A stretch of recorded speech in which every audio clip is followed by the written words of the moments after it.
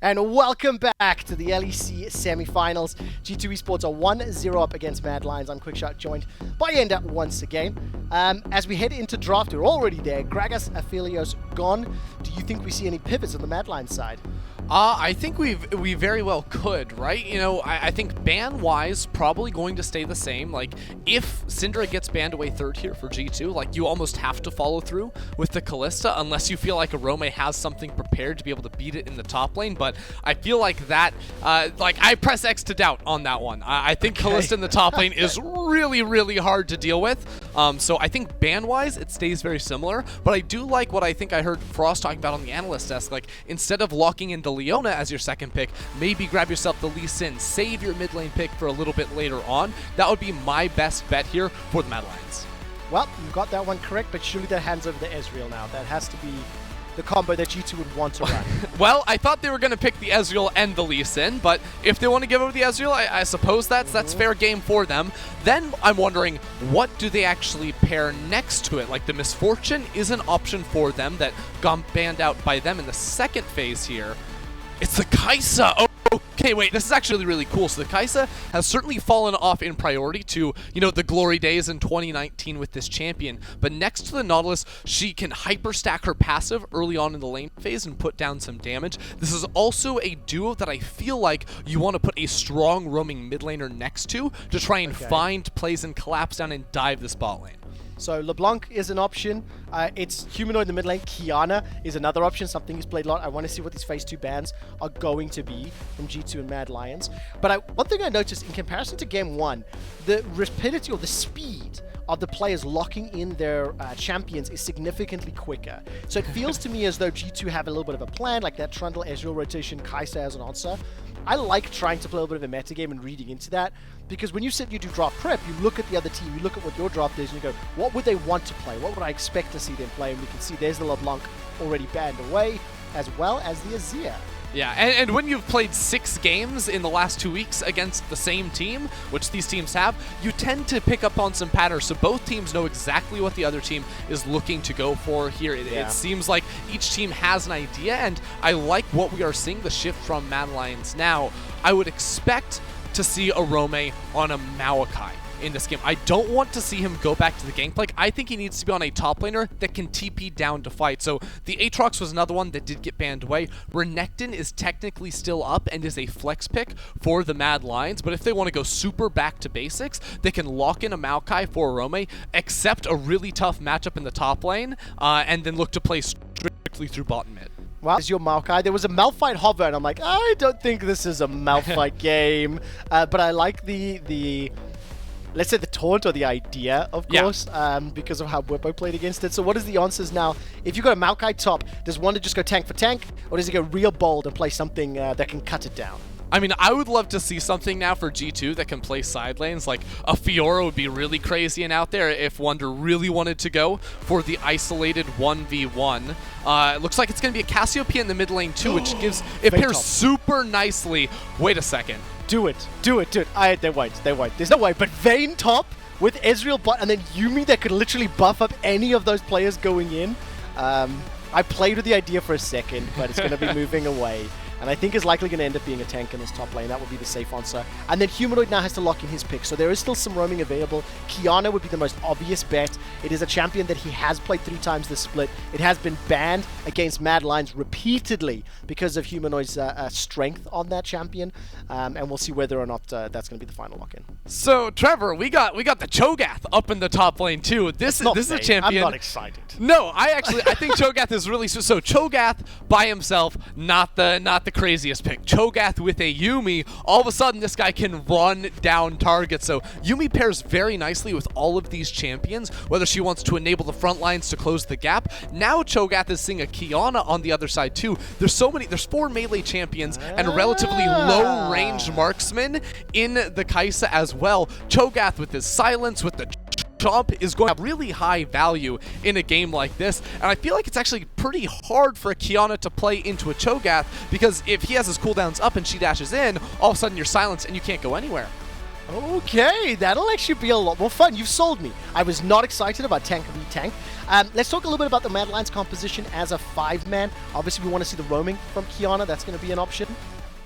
Yes. So the thing with Mad Lions is the play for them has to be attack mid lane first. I feel where you have you see a Yuumi on the other side, you have a Nautilus, you can find roaming plays, you can attack through mid. When you have a Lee Sin and a Qiyana versus a Cassiopeia, like attack that point on the map first, then you unlock your Qiyana to be able to impact side lanes. Okay, I also like the dive potential. Lee Sin, Qiyana, Kaiser all have the ability to chase and go in, especially if Nautilus throws down his ultimate, sets some sort of charge out and sets them down. Mad Lions, they chose red side once again.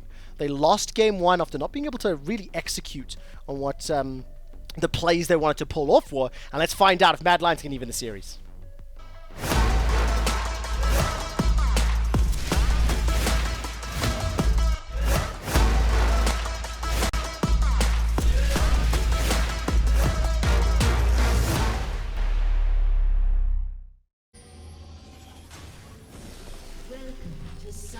And welcome back to Summoner's Rift. I'm joined once again by Ender as we set ourselves up for game number 2.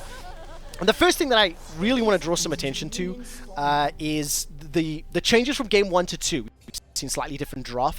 And I want to talk about how Mad Lions execute this game comparatively to game number 1.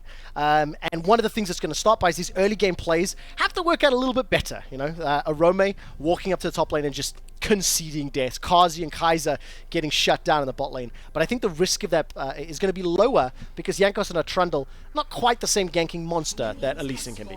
No, for sure. This is a game where Shadow could maybe have a little bit more fun, but really, as a team, Mad Lions just need, like, there's two things I'm looking at. One is the full reset, right? Like, you had the mistake with the bot lane pushing too far forward without vision.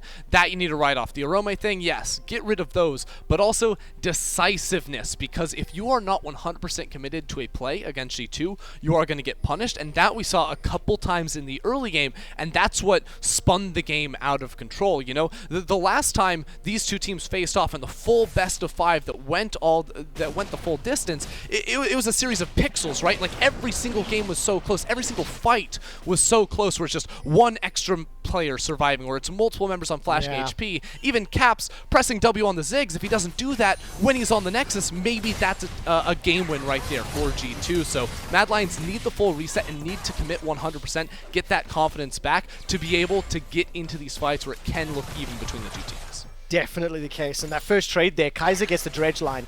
Caps already throws out that barrier to put it on cooldown, and HP bar is relatively even for that, but Summoner Spell advantage to the Mad Lions. I think we will have a moment or two, and if the viewers will forgive me, I just want to take you on a walk down memory lane really quickly.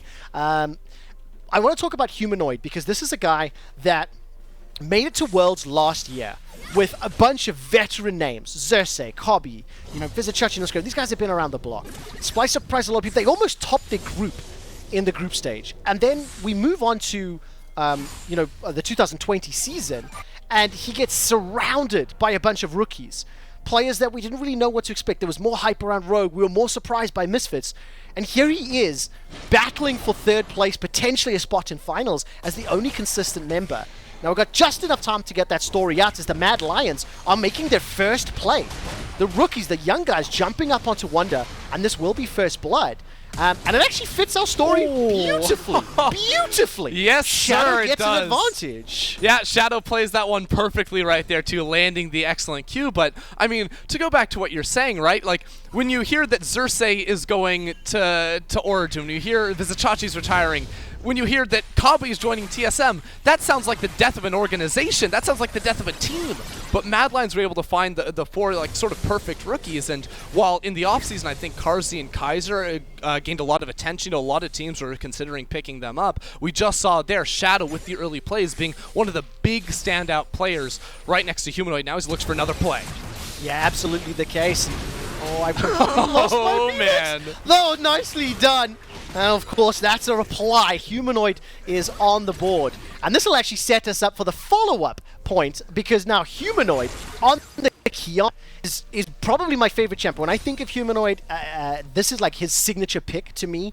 3-0 in the regular season, 32% kill participation, and this was one of the champions that in draft, you were talking about how we wanted to see him on a roaming pick, and this is one of the champs that can do that. Yeah, we were actually joking before the show started today that when Humanoid went to Worlds last year, he sort of downloaded some of the plays that Doinby was running, right? He's got the mid lane Kiana. Won't have the Predator this time around, but has a similar idea. And this is what I was saying. Attack mid lane first here for Shadow, where you can get Humanoid this an advantage. It's a very nice play where they layer the CC to enable Shadow to be able to land that Q with ease.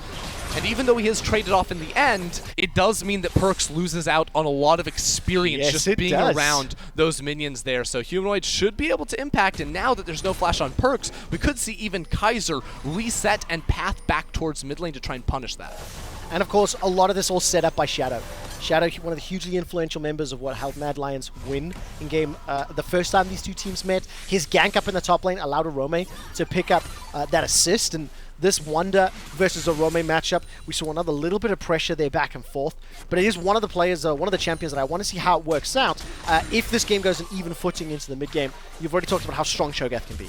Yeah, and actually, Shadow's down here towards the bottom side. They're just going to look for the 2v2 as Kaiser flashes in. Well, there's the flash bonk onto Caps's head. Kaiser gets the root. Not enough for the kill just yet. Flash still available to Ezreal, but 3 summoner spells blown just for the ignites. Man, Shadow's just trying to take over this entire early game. It's a complete departure from the Olaf. It was a snooze fest in game 1. He was pretty much just farming. Jankos was all over the map. No, now it is Shadow's turn on his signature Lee Sin pick to attack top lane, then mid lane, then bot lane. Now he's on an objective, and this is what I was trying to get at, is there are very few junglers in the LEC that can be more active than Jankos in the early game, and Shadow is doing exactly that so far. Oh, very nicely done. First Dragon picked up, the Ocean as well. Infernal will be next. We've got either a Mountain or a Cloud Rift coming our way. Cloud Rift again could be very valuable for both squads as Wunder and Orome trading back and forth. Feast is available for yes, Wunder. Sir. And bye-bye. I just ate him! Have enough time! Wunder I was just going to say it. Ate the man up there in the top lane. It's hilarious, too, because I wanted to bring up this matchup, but there was too many other things happening on the map. I tried to set you up. I know. This isn't your run-of-the-mill tank top lane Cho'Gath. This is going to be the AP Cho'Gath, but we don't stop the action. There's teleports bot lane. Kaiser's looking for a move. Okay, Nature's Grasp is available for Orome. It's going to have to be a tower dive, but that flash that was not used earlier is what saves Caps' life. Orome loses the TP. He loses a gigantic wave of minions up in the top lane as well. He's already behind, and this is just a very good play from G2. They get the solo kill top, and the flash saves them bottom. Yeah, but Mad Lions are just trying to go, full steam ahead right now. Romeo's struggling up top side, so they look for a play now mid side. As here we go, PERKZ in the 1v3. Very nice petrifying gaze. Will stop Humanoid, but will not stop the support. Shadow and Orome rock up, and Shadow gets his second kill of the game. Shadow has been everywhere, and he's making Mad Lions lead. Yeah, Shadow just can't be stopped on his Lee Sin. Don't let the man have the pick, or he is going to run over the entire game. You can see the stats here on the Lee Sin. Like, yeah, he's lost a couple games, but in every single game, he looks good, right? He finds the picks in the fights, his early game impact. You cannot deny it even a little bit. But to sort of zoom out for a second here, like the last 2 minutes, we saw Orome get solo killed in the top lane, and then he just leaves. He's done. He doesn't want anything to do with it, and that sort of sums him up as a player. He's never looking to beat you in lane. He's going to lane, but really he wants to impact the rest of the map with the teleports. When the TP bot didn't work, he ran into mid lane with Shadow too, and was able to fight back just a little bit. Yeah, and of course on a champion like Mikyx with all of the CC, and then Lee Sin, Kiana, Kaiser to activate and enable, I don't see why not. That is exactly what we want to see happen. Now Orome will have that support. This is what we talked about, playing with the team. The team's going to come to him. If Orome can't get away from the lane, Nature's Grasp. So awkward. So Humanoid was there before Shadow and Kaiser. Orome's like, hey, let's go for the dive. No one else wanted it, but Shadow finds the inset kick, and now Kaiser's here to finish off PERKZ. No petrifying gaze available, and PERKZ will go down. It wasn't the target they were setting up for, but they managed to find themselves a kill. And Mad Lions are 1,000 gold up. Now, I want to step back and just start to ask a question, right? I like how Mad Lions are playing the game. I just don't like what they are doing specifically. And I think it could be a sentiment of the rookies. This is the highest pressure game that 4 out of 5 of these players have likely ever played. Now, there's slightly less pressure because we're not in a stadium filled with thousands of fans. But let's not forget the fact that they are up against G2. They've eliminated G2 or beaten them at least once from the upper bracket just earlier in the playoff rotation. And these little hiccups, I think could be attributed to that nature, or at least partially so. I mean, this is a team, like, I definitely agree, right? There is immense pressure on these players right now, but Mad Lions have also just been a relatively inconsistent team. Even G2 is inconsistent, and that's why you see these super bloody games between the two, is because Mad Lions are extremely confident. We have 10 players on the Rift that are constantly trying to push the boundaries of what their champions can do, so we're going to see a lot of scrappy fights. We're gonna see people look like they're just making mistakes by overextending, but it's because they truly believe that they can outplay, and that's almost what makes these games even more fun than your average run-of-the-mill matches. It really does. PERKZ, by the way, 0-3-1 on his Cassiopeia. Cassiopeia has been a pick for him that he's pulled out. He wants to deliver a step-up performance and may be asked to do so. Mad Lions maintain a gold lead, maintain a kill lead, maintain control of the Ocean Drake. So it's a very strong 10 minutes for this team. And we're seeing this movement around. Orome pushing the bottom lane solo. Humanoid is now going to have to catch the top wave, it looks like. No TPs available. We'll lose some damage in that top lane tower. And Carzzy is now moved mid. So this isn't a traditional sort of, swap for Herald. So what do you think Lions' plan is? No, so Lions already took the Rift Herald. Now they're actually setting up because Infernal is in 20 seconds, so they're back towards the bottom side of the map. They can drop the Herald down here and secure the tower. And on the flip side, while Mad Lions are making a lot of the right decisions to be able to pick up the objectives, when G2 start losing, they just start to give you a lot and say we will trade on the opposite side of the map. So G2 are still coming out of this trade lower than Mad Lions overall, but maybe even more as Kaiser continues to find these beautiful dredge lines on towards PERKZ and give them even a little bit more control around that center part of the map. Yeah, it looked like Jankos was keeping Humanoid busy, and that prevented the engage onto PERKZ from Humanoid's side. But nevertheless, as you mentioned, this is the trade. Tower down in the bottom lane secured. That's the first one, and all the plates. Orome is going to be able to arrive in time to defend the top lane tower, is threatening and engage. Wait a second. He's going to look for the chase while that's going on. Second dragon is picked up. This will get the TP, but now will it cost Orome his life? Yes, it will. And Frozen Hose That's Glacial Augment Cho'Gath. Oh my word, the feast will come up in just a moment or two. Orome is going to step forward. Sap Magic buys some time. Rupture and Feast. Absolutely not worth, my friend. And now Humanoid's in trouble. Jankos continues to chase him down. Took a lot of damage from the Subjugate Chomp, but Humanoid escapes with his life. Yeah, a little bit of a fight back here from G2. As you can see, some of the mistakes Mad Lions make, right? Orome's like, hey, dude, I can 1v1 Caps. Doesn't necessarily respect the teleport that Wunder can enter back up in towards that top lane. So another mistake here from Orome that gives G2 a lead as Wunder with the Glacial Augment going to try to slow down Kaiser and escape. But this is the champion of the game, Trevor. It's AP Cho'Gath in the top, and I love it because you rock the Glacial Augment. You go for the Hextech GLP as your first item. You're going to get the Spooky Ghost as your second. And what that means is that you can get on any target instantly. Now, Wunder doesn't have Feast, so the solo kill isn't going to be there, but Caps and Jankos are here, and so is PERKZ. Yeah, they absolutely are. Kaiser's now going to get cut down in the river. I'm looking up towards Carzzy. He's going to get caught by the Rupture. I think he was caught by the Feral Scream as well. Summoner Heal comes out, and defensive flash from Wunder. That's a double kill for Caps, but Wunder does his job. It may not be over just yet as Jankos will find Shadow.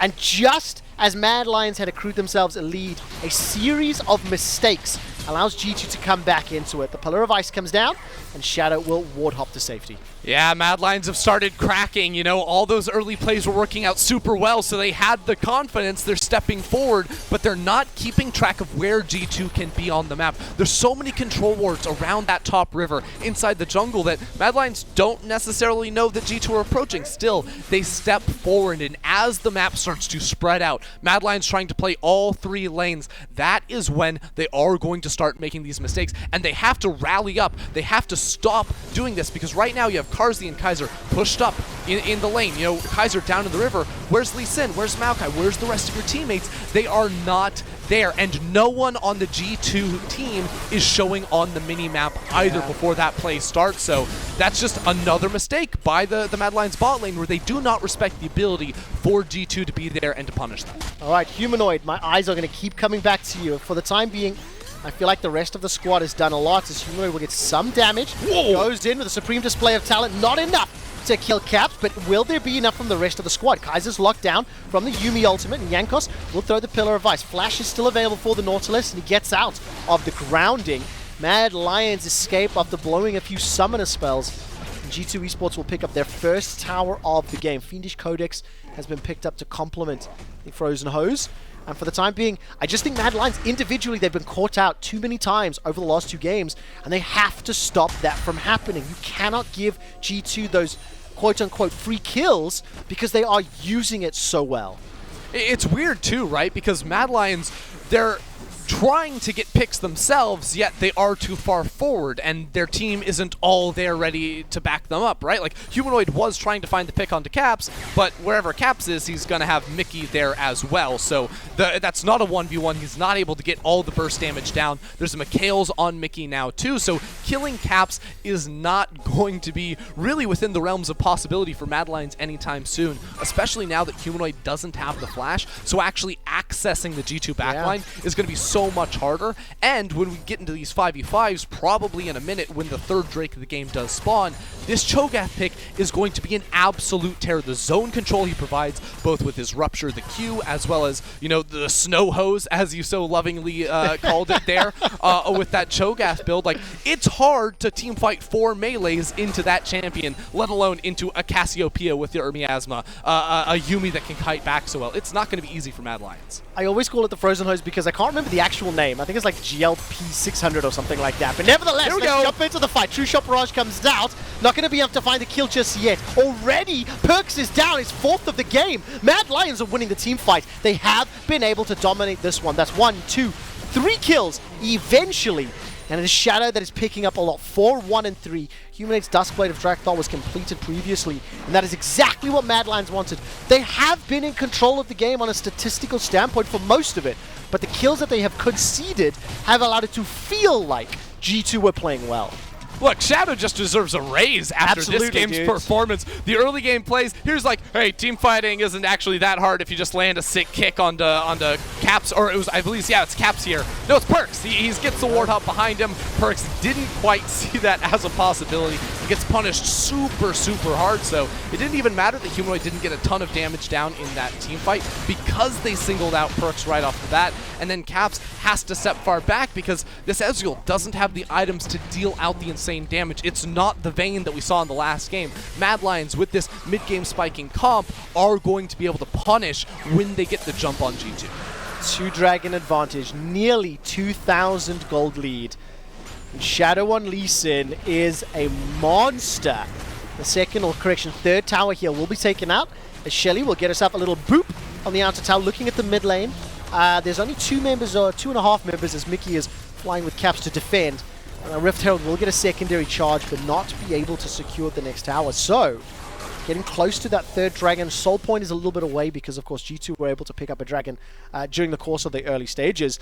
How do Mad Lions advance this lead further? Well, I mean, it's going to come down to how they can sort of activate all their engaged tools, right? You have the Kiana, Lee Sin, all these players can make plays happen, so then you need to get vision inside the enemy jungle. The fight should be breaking out inside the jungle, not in mid lane, not in bot lane, none of these random things. No, it's going to be playing to get pressure down, so that means pushing out all 3 lanes, then collapsing in and making G2 get punished for any sort of positional mistakes that they do end up making. Until the next Drake spawns, we're not going to have some sort of central point for them to fight over, so Mad Lions, it's all about pressure, stealing away jungle camps, and any kills they can pick up in the process. I'm looking at warding then to try and make those jungle camps easier. A lot of defensive vision on the G2 side around that mid lane. A couple of those pink wards, as the observers are highlighting. Thank you so much. And I think Mad Lions, they got a little bit of deep vision inside the southern quadrant of the jungle. But I want to see what they do with that. A number of wards in the inventory, but still, it's 3 minutes until the next Drake. Minutes and a half until Baron is still a little early for that anyway. So we might just be in for a wave catching game. And then I put my thinking cap on and go, right, Can Mad Lions stop making those positional errors? Because imagine what this game would look like if they didn't give up a bunch of kills to G2 just by being caught out of position. They'd have a even more sizable lead, you'd have to Exactly. assume. But, hey, this is where I think you say catch waves. Mad Lions aren't going to catch waves. Mad Lions are going to constantly look for fights, and G2 are going to be catching waves. G2 need to slow things down, get some time back to, you know, build their items off. You know, they're stacking up their tiers. One is already done here. But where things are going to become problematic for them is when Humanoid bases, I think he needs to pick up the Umbral Glaive as his next lethality item. He has the, you know, the components for that one, because once you get that, sweeping away enemy vision becomes so much easier. When the map is dark and you're playing against a Qiyana, against a Nautilus, like all these picks, it becomes really hard to play the game, especially because G2 don't necessarily have the ability to just like run in face first. You know, they're gonna need to bring Wunder up. He pops the spooky ghost. That's how you sort of scout in vision. You shoot Ezreal rockets on in there. These types of things to try and get vision back. But if Humanoid can just remove vision from the equation, find good flanks into the backline, it doesn't matter if Caps has a million dashes. He's still gonna go down. Yeah, the map is dark and full of terrors when there's no vision available. G2 have grouped themselves up. 4 members of the mid lane, teleport available for Wunder. So if any shenanigans break out, he would be able to join. I'm waiting to see if Humanoid has enough gold to purchase, and he does. So we'll be able to reset back on the map. Let's take a moment to talk about PERKZ. 0-4-1, 190 CS at 20 minutes, so he's still farming very well. But Shadow, as well as some roams from Kaiser and Orome, put a lot of pressure on him, which is where the deaths come from. But you have to call out he's farming well. So, you know, how does PERKZ bring himself back into this game? Yeah, well, I mean, you said it there. Just keep farming up the best you can, because it's not like he's going to somehow find, like, the miracle 1v1 against Qiyana. There's nothing he can do outside of the team fights to really propel himself back in. It's going to come down to how he can position properly and those crucial ultimates, because when you see so many targets trying to dive onto you, as Cassiopeia, when you have that ulti that's so effective at self-healing, it needs to be able to hit multiple targets, it needs to be able to buy you space, and then, even if you are lower in terms of itemization against the Qiyana, which, with this amount of CS, I don't think he's actually that far behind, if anything, then you're going to be able to turn around as long as you can create distance against those divers. Now for me, the next few minutes is crucial here. Mad Lions have proven that they are contenders for the title by defeating G2 Esports at least once. But now we need to see them not only play competitively, pick up games, maybe even beat G2 this series, to prove it wasn't a fluke. There's been so much discussion on how Mad played fantastic and G2 played poorly. But I have been relatively impressed with what I've seen from Mad as a team. Again, they're 5v5, their macro play is strong. Individual mistakes across games 1 and 2 have hurt them, no doubt about it. Now they've got themselves in a lead, they've got themselves a potential here, and unfortunately, again, Kaiser just out of position, gets chomped down. All of the CC from Cho'Gath just allows them to chase, grounding on Orome. The ultimate did nothing from Maokai. The rupture prevents Shadow escaping, and G2 Esports are chasing for more. Caster Curse strikes at the most opportune moment as the exhaust comes down onto Humanoid. He's trying to do something. My word, he does a lot of damage, but he just doesn't have enough. It's a 4-for-1 in favor of G2. It's the same point on the map, though, that Mad Lions tried to take a fight last game, and they get punished again. That corridor against all these, you know, zoning tools, area of effect abilities, it's so hard for Mad Lions to pick up any ground, especially with, you know, Kaiser getting caught off right at the start. It comes down to the decisiveness once more, where G2 go in a straight line at one target, and Mad Lions themselves have to be split up in this fight. So you can see the value of the Cho'Gath right here. Forces Shadow to dash away. The slow fields on the ground makes it that Humanoid can't get in. Even with the ultimate that hits all 5 members of G2, they can't go forward. The front line of G2 is simply way too beefy. So Carzzy can't actually auto-attack the front line. He's on full runaway duty, and with the Yuumi, G2 just will not slow down either. They're going to go straight underneath those towers and look for all the dives they possibly can. Oh man, I was so unimpressed by Cho'Gath from Picks and Bans. No. And I couldn't have been more wrong. I was so excited. I know, I'm owning this, dude. I agree. I have learned my lesson. I will no longer critique Cho'Gath. I apologize to all Cho'Gath mains and Wunder in particular. But his 4-2 and 4, the spooky ghosts, the frozen hose, the amount of CC he offers with the rupture on the feral scream, like, it is incredibly difficult to play short-range champions into this Cho'Gath. Oh no, Wunder still has ultimate too. He can just one-shot Shadow, by the way. Yep, and he just did. gets himself another 5-2-4. There's no support, or no challenge rather, on this Baron. 23.5 minutes in. Mad Lions have had the lead for long periods of this game, but the crucial moments that matter most is where G2 is delivering.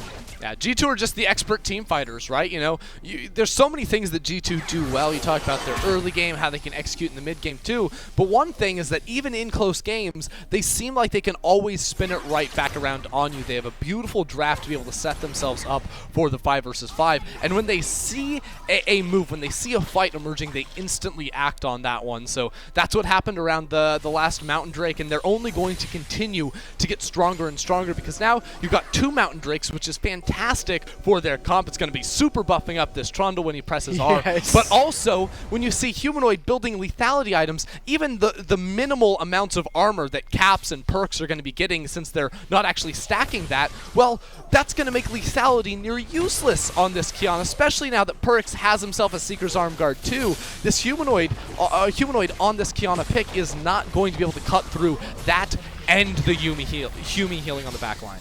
No, not at all. A lot more of a team game here from the G2 Esports squad. Multiple lanes. Shadow! Pressure. Shadow tried to find an opportunity, but Caps was easily able to escape that one.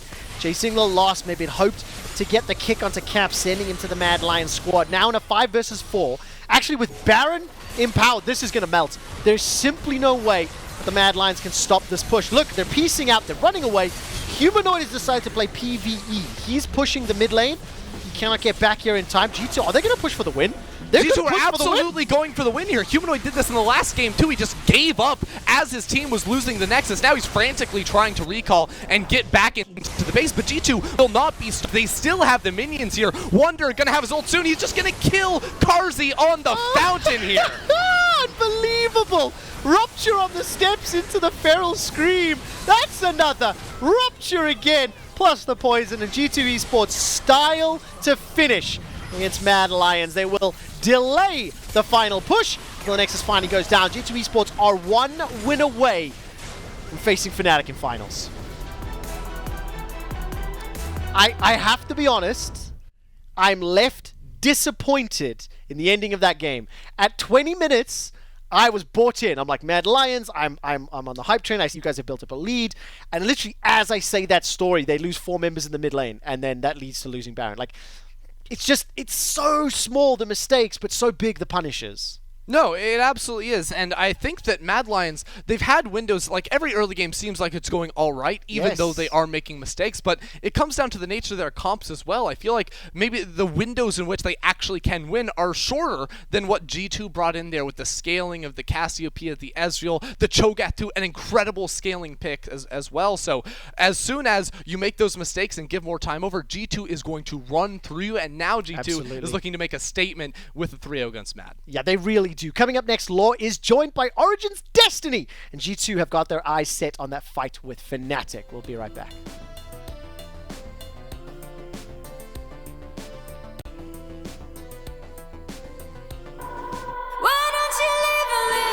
Make your way to the you got it! Steal a Shadow! He gets the Baron!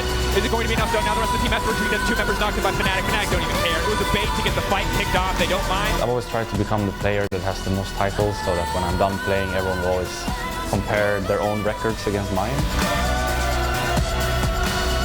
I know one thing. I can say that with confidence that I'm 100% sure there's going to be 3 on our end of the scoreboard.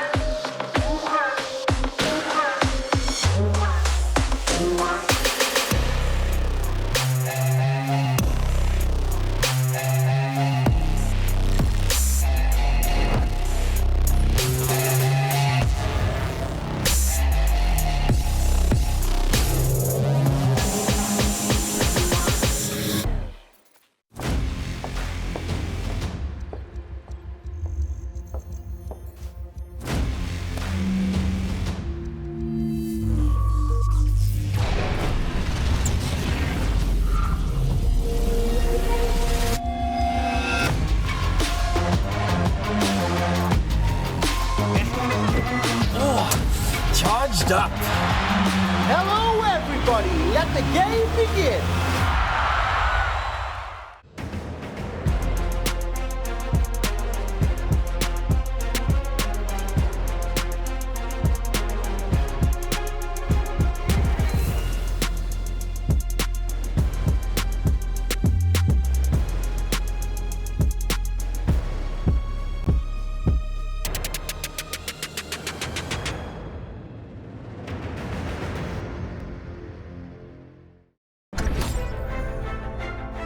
Prove yourself in this 1v1 League of Legends tournament. Learn more on redbull.com/soloq.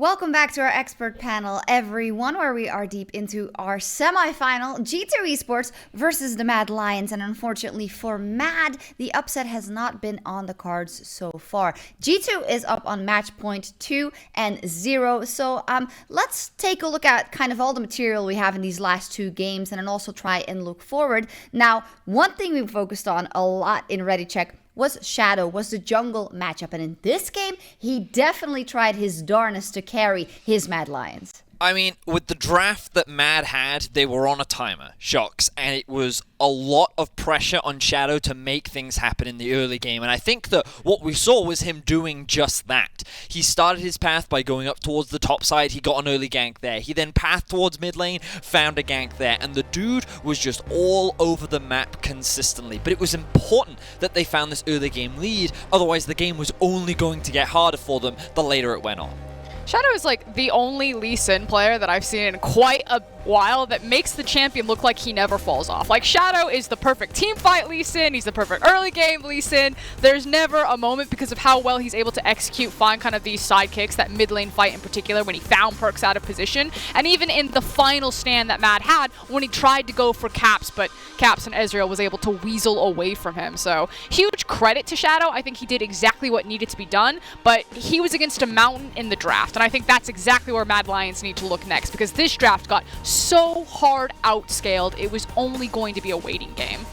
Yeah, and, you know, we're looking more at a lot of the plays that Shadow was able to find, and it was really important that they kept finding this, and I just kind of immediately want to go into the next replay that we brought up, because, remember, as Frosk is saying, the draft is on a timer, because you look at Cassio, you look at Ezreal, both these champions scale incredibly well, but it's not just that, they also win on side lanes too. The Cho'Gath against the Qiyana, this short-range comp that Mad has for themselves, when they won this team fight and secured Herald, I think this was actually a mistake from the side of Mad Lions. If they had focused on getting Drake instead, that could have given them a win condition to actually go for the 4 Drake wins, and then they actually have a way in which they can combat the scaling, they can snowball this game, but that one single decision delays the game a little bit too long, and then you start to see these scaling aspects come in for the side of G2. The Cho'Gath, consistent slows, the Ezreal poke that no one can get on top of. This comp just started to get harder and harder, and we just saw a couple of these small indecisions, these small bad plays from Mad that just kept getting punished from the side of G2. And it kind of goes back to what we were talking in game number 1. In the first series that Mad and G2 faced, Mad were great at capitalizing on G2's poor decisions. But when kind of the game state is even, and it's really the ball is in Mad Lions' court where they need to make the correct macro decisions, and they're not just playing kind of a pick, collapse, teleport game where a fight happens and there's 20 TPs down to the bottom to like pick up kills, they start to make the wrong decisions, and then the gap really starts widening between G2's level of macro and Mad's level of macro. Since we are on match point, 2 forward-facing questions for both of the teams, starting with a G2 that now we said at the beginning of the show, anything but them stomping Mad today will be a disappointment because they are facing that mammoth possibly in Fnatic tomorrow. We now saw 2 distinctly different looks. A game 1 where G2 just went hard from minute 1 and kind of snowballed the bot lane out of control, and a game 2 where they choose to be more reserved. What does that tell you about kind of the level and what we can come to expect of G2 in game 3, game 4, 5, and possibly tomorrow? We're still seeing some mistakes from G2 when you compare them to kind of the final boss of Fnatic waiting in finals, where Vedius is right. Mad Lions won that mid-game fight, and they chose to go for Herald instead of rushing for the Drake and trying to get an early soul. Fnatic will not make that mistake. And so G2 getting exposed or making that type of error, especially in a team fight, PERKZ getting caught out by Shadow's incredible Lee Sin performance, Fnatic closed that game. So I think there's still some question marks and some concerns about G2 if they finish out this series and face Fnatic tomorrow. Okay, and then final question for the Mad Lions, now up against it. We did see an enormously fed Lee Sin, right? You can't really want more than that, but what else needs to click for them to get back in this series? I mean, I think we need to see some shifts in the draft. Right now, a lot of, well, game 1 and game 2, they've had very specific win conditions. Remember that Mad is choosing red side, and the drafts that they're going for are quite typical Mad Lions comps, but they're very focused on getting early game advantages and then being able to move powerful positions into the side lane, which they haven't been able to do so far against G2. So I think they need to adapt and transition to more of a scaling approach and maybe just slow the game down more. You know that you can match G2 because you've proven that you can before, so maybe just shift your style because the current one of trying to snowball is not working for you. It isn't. Well, thank you so much for your input, analysts. And now for a different look at the series so far, let's check in with lore and emote spammer extraordinaire Destiny. Thank you very much, Shocks, and thank you, Destiny, for joining me during the series. Yeah, thank you for having me here. You're very welcome. I mean, I'm talking about this series, but it's not quite a series yet. It looks more like a one-sided fight from what we've seen so far. And the desk was talking about the fact that Mad Lions were not able to capitalize on the breaches they've been able to find last time against G2, which makes them trying a bit too hard sometimes when they shouldn't. So what's your take on what we've seen so far? Yeah, I think so far that G2 has just really nullified the bot lane of Mad. I feel like this Yuumi pick is becoming a bit troublesome. I completely agree with what the desk was saying. They're just playing outscaling comps and putting Mad on a timer. So they have to force plays in the early game. And like after you've done so many plays over and over again, eventually you're going to make a mistake. And G2 just instantly punish them for their mistakes. So yeah, I think they should remove Yuumi. I think it will make them being able to play the short range compositions in the mid game, it will be a lot easier for them if they take it off. I agree on that, and especially with the Yuumi pick, it's not a pick we've seen so much lately, and G2 puts a high prior on the pick, first pick phase all the time. How do you explain that? I just think it works really well with how they play. I think Caps has looked very good on Ezreal, on Vayne. He's had like a pretty good performance so far. I think it just really plays to how they want to play, and it kind of counters the way that Mad have won against them. Even in the other series, when Yuumi was in the game, they lost. So they're currently like 0-3 versus Yuumi. So I just think it's a really good champion for them. And yeah, we removed it in our series, so I think they should too. Okay, so removing the Yuumi, focusing on the early game, which has been good for Mad Lions from what we've seen so far. I mean, Shadow playing insane on Lee Sin. Does it mean that they can do something more in the early game and maybe win this game based on that?